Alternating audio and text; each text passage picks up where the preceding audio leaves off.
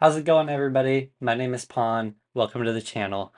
Today we're going to be going through the absolute best Black Ops 6 settings.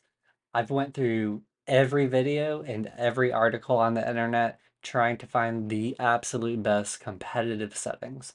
And today I'm bringing it to you so you can start off Black Ops 6 with the best settings and have the best advantage against your opponents. Let's get into it. Okay guys, so for my controller settings, I like to play on 7.7 sensitivity. I feel that 7.7 in this game is a little bit better than 6.6 because people are just sliding past you and you just have to turn on those people, and 7.7 gives you a bit better timing on those people than 6.6 would. I do think you could bring this all the way up to 8.8. I do think 7.7 is going to be the standard for competitive play though. Okay guys, for your controller settings, you're going to want to stick to 7.7 sensitivity, all of these settings off. For your dead zone inputs, you're going to want to play left stick minimum 0, left stick max 70. Now you could bring this down to 60 if you wanted to, if you wanted faster reaction time. If you wanted to be able to change directions a little bit faster, you could bring this down. Right stick minimum, this is the most important dead zone setting in your dead zone. So to test this, because it's going to be very personal to your controller, you're going to want to turn on test stick dead zone and just slightly apply the least amount of pressure to your stick just to get the movement out of the stick where it's just idle movement. And you're going to want to make sure none of that movement is registering, because with your thumb just sitting on top, any of that idle movement is going to get picked up at a lower value. So if I turn this down all the way to 0 and I just rest my thumb on my right stick, you can see that these values move around quite a bit, and they don't even reset at 0 when I take my stick, or when I take my finger off the stick. So you want to bring this value up until you find a value where you're very comfortable with what you're seeing on the screen is very reflective of your actual input, but you're going to want to keep it as low as you can without the extra input. For me, that's 5.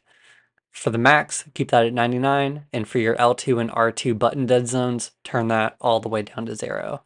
For aiming, personally, I turn these down to 0.85. You could leave them at 1 if that's what you're used to, but I find that turning these down to 0.85 gives me a little bit easier tracking at range when I'm trying to get shots off with a AR or something like that at range. For your aiming advanced settings here, make sure your transition timing is instant, your aim response curve type is dynamic, and make sure that you set this slope scale to what you're used to playing with.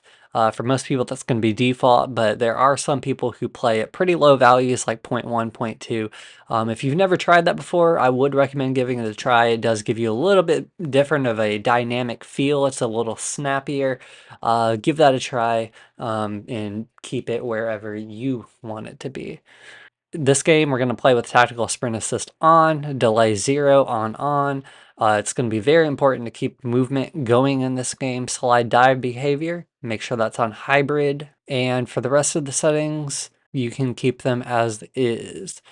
For the combat page, not much here to look at. Let's go into the graphics.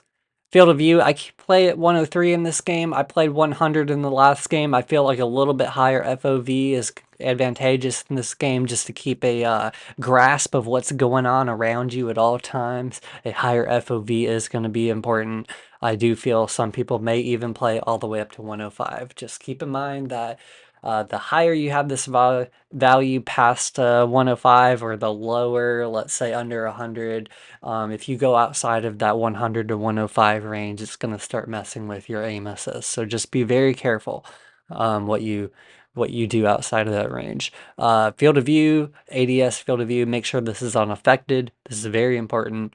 Field of view for your weapon, make sure that's wide. Vehicle field of view wide, and camera movement on 50%. For your audio settings, if you're more of a competitive player, you can turn these down, your music volume and whatnot. It just makes it a little bit easier to focus in on enemy sounds like footsteps and whatnot. Uh, it's kind of annoying when you're playing a ranked match and the music starts in or the announcer is interrupting your listening in to enemy sounds. Now for my interface settings, I do play with the smallest safe area that it will let me. Even though we can customize our HUD, I still like to keep that at the minimum. HUD presets, there's tons of customization in here, and you can do quite a bit. One thing I would recommend is changing your minimap shape to square. It gives you, uh, if you have a circle, you're not getting those edges and you're just missing information. So square is the way to go. Scale, if you want a bigger minimap, you can bring that up. I'm going to leave that as default. And all of these other things are super cool because you can change the visibility of these if you wanted to. For your colors here, go ahead and crank up your enemy color to the brightest of whatever color, whether that's the default red or another color that you want. By default, this red is a little bit more dull, but bringing it up all the way to max saturation and max brightness, uh, it's just way easier to see when there's an enemy on your screen. Color filter, I play with filter 2, I target both, and I play maxed out on both of these sliders. Crosshair, you can change your crosshair color in this game. In fact, I like to play with a yellow crosshair. I feel that it's very easy to see the yellow on the screen. Once again, make sure your saturation and brightness is turned up for whatever color you choose so that you can see that crosshair. The rest of the settings here you can keep however you want, and if you're on PS5, keep your crossplay off. It's just gonna be a way better experience and you don't need to play with this on. Alright guys, I hope these settings help you out. Thanks for watching. Make sure to subscribe for more guides and gameplay. I will be live streaming today, so stop by if you want to see these settings in action, or just come by and chat. See you in the next video, and good luck in Black Ops 6.